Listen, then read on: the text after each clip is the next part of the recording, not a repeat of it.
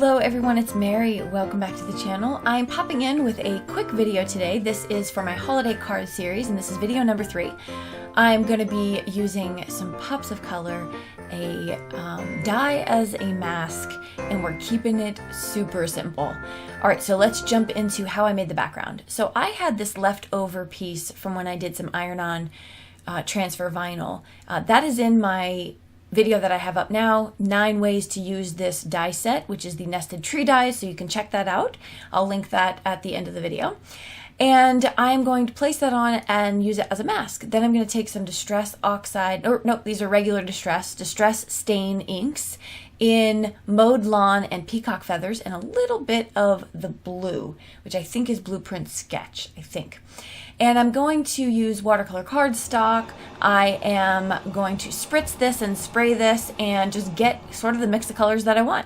I am going to take a paper towel and kind of sop up some of the extra ink kind of pooling there in the corners, and then I'm going to wipe it down and just heat set it. So here you can see I'm going in with a little bit of that blue. I actually know that's Broken China. That's what that color is.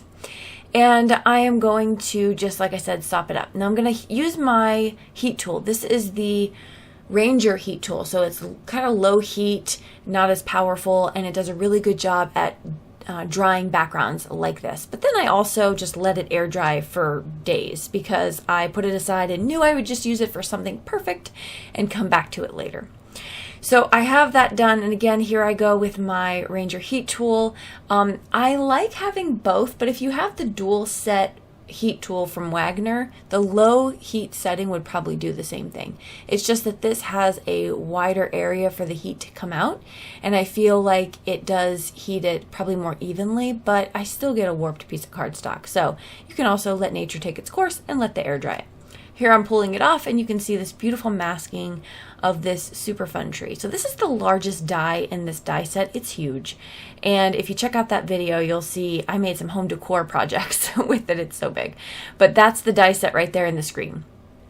Okay, I'm going to open up my pops of color. This is the glitter gold, and this is a freebie right now over on scrapbook.com. It's Cyber Monday when I'm recording this, and I believe this is going to be a freebie for 2 days. They're giving away 3 things today and tomorrow. There is a beautiful die, like a background plate die, and they're giving the a Distress Mini and then the pops of color in glitter gold. They're also still having sales on the mixed metals slimline paper packs and just a whole bunch of other stuff. I did a video on that as well if you want to check those out in sort of realistic time so you can see what they look like. I'll link that as well. Now I have some serious warping going on with this cardstock, so before I decide to finish it with my embellishments, I'm going to flatten it. And the best way I've found is to use some double-sided foam or craft foam and put double-sided adhesive on it, but something that's going to force it into straightness. I am also going to take the gold glitter cardstock, and I use that as a background because my pops of color match perfectly. Then I'm going to take my tweezers and my Barely Art liquid glue, and I'm just going to start putting down my card. This card really was, I know it's a 5-minute video, it really didn't take me any more than 10 minutes to do. I mean, it was very, very simple to put this card together. So I'm going to pop up with some really thin foam tape my sub-sentiment. It says under the tree, so holidays under the tree. And I thought it was fitting.